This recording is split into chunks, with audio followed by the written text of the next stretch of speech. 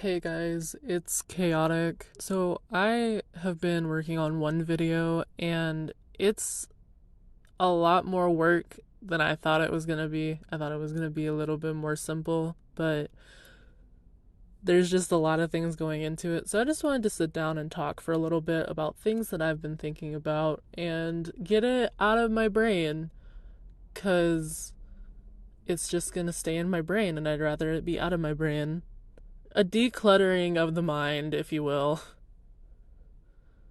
When I was maybe 11 or 12 or 13, one of those numbers, I was introduced to the concept of meditation, and I was told that meditation is kind of like if your brain was a jar of dirt. Throughout the day, your brain, which is the jar of dirt, gets shaken up and there's a bunch of dirt everywhere. And meditation is trying to get all the dirt that's all over the jar back to the bottom of the jar again.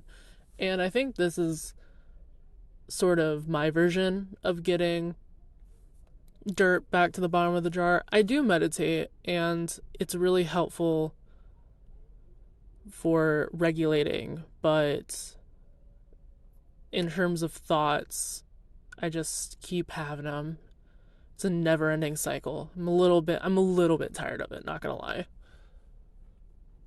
One of the main thoughts that one of the main things that I have been thinking about is therapy and my journey through it.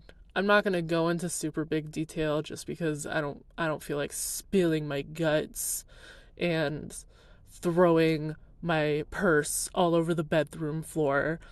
I just don't feel like doing that. So I'm just going to talk in vague general terms. So there shouldn't be any trigger warnings. There shouldn't be anything that is too graphic or too much of a hard topic. But I started going to therapy last year, and I have been in counseling, I have been in therapy before, but never as an adult have I gone to therapy until last year.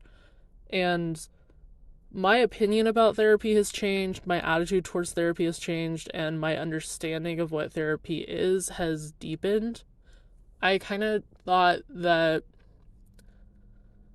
especially like going as a child, like therapy was a place that you went to talk about the things that you couldn't talk about with anyone else.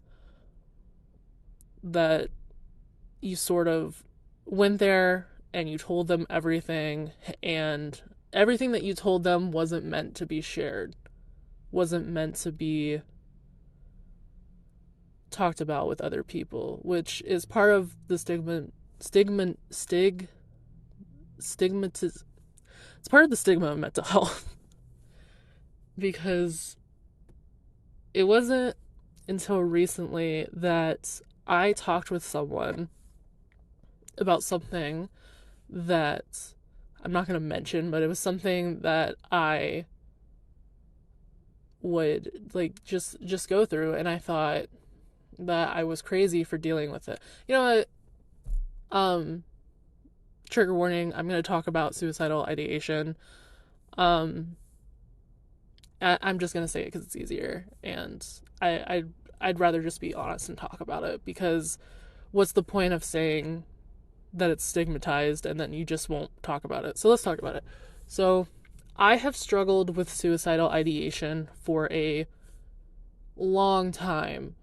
The first time I remember is when I was 8 years old, and I would I would talk to therapists about it, and I got really scared to talk to therapists about it because I felt like I was going to get committed into a hospital, or I thought that like something bad was going to happen if I talked about it. And then last year, when I was talking with my therapist, I was talking to her about it, and she told me that I don't need to be scared to share things with her, which is true. You don't need to be scared to share things with your therapist. And she also told me that as long as I'm not actively harming myself, or as long as I don't have a plan, that it's something that I can work on and something that I can learn to regulate and talk myself down from. And it made me realize that suicidal ideation is just escapism, but reversed. We all have those moments where you think about filling up a suitcase and going as far away from home as you can and starting a new life and just completely uprooting yourself. And doing that, like thinking that, and going through the motions and visualizing this new life for yourself is the same thing as wishing you weren't here. It's just one is a little bit more constructive, whereas the other is destructive. Like when we think about the future and we plan and we make events for ourselves, and we, sorry if you heard that, I had to turn my car on real fast because I was shivering a little bit. But when we make plans in the future and we're thinking about all of the things that we can do in the future because we don't like where we are right now, it's, you're still trying to escape from where you are now. It's just that one is constructive and one is destructive. So when I have suicidal ideation, I acknowledge it, and then I try to make a plan for something. Even something that's just like the most insignificant small thing. Like tomorrow I'm going to take a shower, or tomorrow I'm going to like eat my favorite snack, so that I have something to look forward to in the future. And I thought about the main reason why I thought about this is because I was dealing with some hormonal problems. TMI, but I'm pre-transition, so I still, biology still happens to me. If you know, you know. And my hormones were completely out of whack, and because I have like really detrimental cycles, I kind of turn into a little crotch goblin from Satan himself, and I get super depressed. I get super just irritable, and it's not a fun time. But when I was going through that, hold on, let me turn on Do Not Disturb. When I was going through that, I felt really upset because I thought, I have gone through all this work and I am fine and I have been the most mentally stable I have been, and now here comes this thing to ruin it. And it made me think, the whole reason why you learn these things is not just so that you're 100% perfect all the time, but when you're in these situations, you know what you can do. I'm no longer afraid to reach out for help or talk about what I'm going through. I talk openly with my friends about my emotional state and what I'm going through, and I don't feel shame about it, and if I do, I feel very little shame about it. And that's something that I had to learn, because I thought that these were just things that you didn't talk about. And now I'm talking about it, and I'm better. And it's crazy to look back and to see how unhealthy I was and how miserable I was, and how just doing all of this work and doing all this stuff in practice can really improve your quality of life and improve your mental state. And I'm not like 100% thriving. There are still things that are going on. I still have days where I'm crying, but I know how to help myself out of that, and I also know how to reach out. And it's really hard because I didn't always have a support group where I felt like I could reach out. And I wasn't always able to go to therapy. Like, the only reason I was able to go to therapy is because I was going to therapy through my job. And it is, there's this other thing that happens when you go to therapy is you kind of feel this sense of guilt because you're able to go to therapy and some of the people in your life aren't. And a lot of it stems from financial reasons. I didn't go to therapy for the longest time because I didn't have the money to be able to go. And I do feel a little guilty because some of my friends aren't able to go and they don't have the means. But all of the resources that I have gained through therapy, and I cannot be a therapist for my friends, but what I can do is share the resources and help them that way. Or I also can just be someone that they can talk to, because that's the number one thing I've learned from therapy is that just listening when someone is talking is enough. Something else that really helped me that is a little bit more accessible because it's the one-time purchase of a book uh instead of going to therapy for a year, or you don't even have to purchase it. You can get it from the library. Please support your library. I read 2 books last year that I talked about in my book. Sorry, there's strange noises going on. I read 2 books last year that I talked about in my 2023 book wrap up thing. I don't know if I talked about You Will Get Through This Night, but I read You Will Get Through This Night and I read Maybe You Should Talk to Someone. And I don't remember if it was Maybe You Should Talk to Someone or You Will Get Through This Night, but one of those books talked about empathy, and they talked about growing your empathy. And that really revolutionized the way that I think. Because I always thought that empathy was something that you were set with, like maybe you learned when you were a kid, but once you had it as an adult, like that was it. That's the empathy you get. Like it was a pack of Pokemon cards. You open it and that's what you get. But that's not how empathy works. You can continue to grow in your empathy skills. You can develop empathy. You can practice empathy. I never thought about that, and I'm thinking about that now, and I'm a little upset that I didn't think about it, but I'm happy that I know about it now. I never thought about myself as an unempathetic person, but I always felt like there were ways that I could be more empathetic, but I just thought, oh well, you get what you get. But now I'm continuing to practice empathy, and one of the ways that I have really learned lessons in empathy is by taking care of plants. I've shown you guys my plant collection here, and it has grown. It's slowly grown. I don't want to have like 100 plants or whatever. I just want to have some, and I want to take care of them the best way that I can. But having plants has really improved my mental state.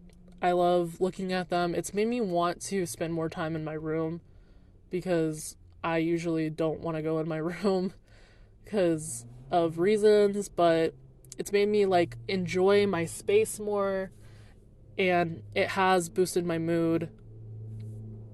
It's allowed me to spend my time more constructively. It's allowed me to learn new things. But one of the biggest takeaways that I have learned from taking care of plants is every single plant is unique, and every single plant has specific needs. And most of us, unless you grew up with someone who was super into gardening or super into plants, most of us don't have a good knowledge of how to take care of houseplants. We all know that they need sun and they need water and they need soil, but what you may not learn is that not every plant grows in the same soil. Not every plant needs the same amount of light, and not every plant needs the same amount of water. So you may think, oh, well, this plant has the same needs as that plant because it's a plant and you water it too much, but that plant is a snake plant and the other plant is a calathea, and the calathea is fine, but the snake plant has root rot and it's smelly and it's bad. And people are like that. Every person in the world has specific needs and specific conditions that they thrive in, and every single person is unique and beautiful in their own way, and some people might be drawn to different types of people, but some people like but eventually every person finds that plant or that tree or like the garden or the botanical garden that they like going to and walking through. Everyone has a flower that they love, even if they don't take care of it or cultivate it. Like everyone loves nature around them. And learning about it has made me want to learn more about the people in my life and want to take care of the people in my life more and learn their specific needs and learn what makes them thrive. And this might sound like the most like hippie new age thing that I say, but taking care of plants has changed my life in that way and changed my thinking that way. Because I already thought of people in terms of their individual needs, and not all people are the same and you shouldn't assume anything, but taking care of plants has really solidified that for me. And for a long time I couldn't take care of plants because I didn't have the knowledge, but also I used to live with someone who had a bunch of cats. And when I say a bunch, I don't mean 5. I mean I lost count. There were at least 20 cats. And I got a snake plant and I brought it home, and those cats WWE'd my snake plant. And I said, okay, I'm not going to get plants because the plants can't survive here. And then when I got my own apartment, I got a rosemary plant from the grocery store. And I don't remember exactly what I did, but I didn't take care of it well and it ended up dying. But I was also dealing with a really bad mental health period during that time too. So it makes sense that it died. And I waited a while before I got into plants. I'm just now getting into them. I got into them around December, and I always wanted to have plants. I just never had the physical place for them or the mental state to take care of them. And now I'm in that space. And I feel I'm really grateful that I have that space. And I'm grateful that I waited until I was mentally okay enough to do it. And I know it's not like a live animal or something, but I feel like you really do have to have a good mental state to take care of a plant, because plants aren't dogs. They're not going to ask you for food. They're not cats. Like they're not going to meow and cry when they want something.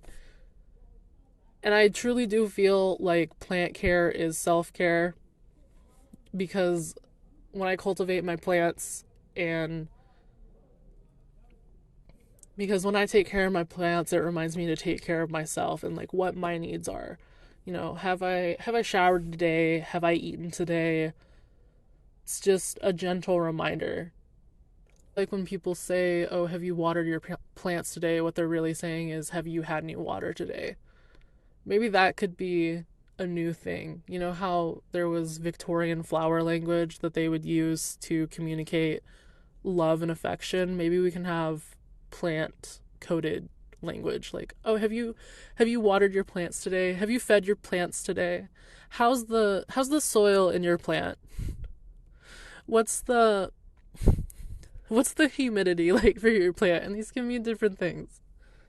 I know I've been rambling, and I know it like doesn't really matter, and that someone has probably already had this idea and I'm just late to the jump, but I just wanted to talk about it. I wanted to talk about plants and therapy, and hopefully anyone who has listened this far, listened to any of this, has gained something from it and they can go out a better person. Because that's all I really want to do is like the way I tend to my plants. I also want to tend to the earth and community, and I want to leave it better than where I found it. So I hope you guys have a good day. I hope that if it wasn't a good day, that you're okay and you're safe.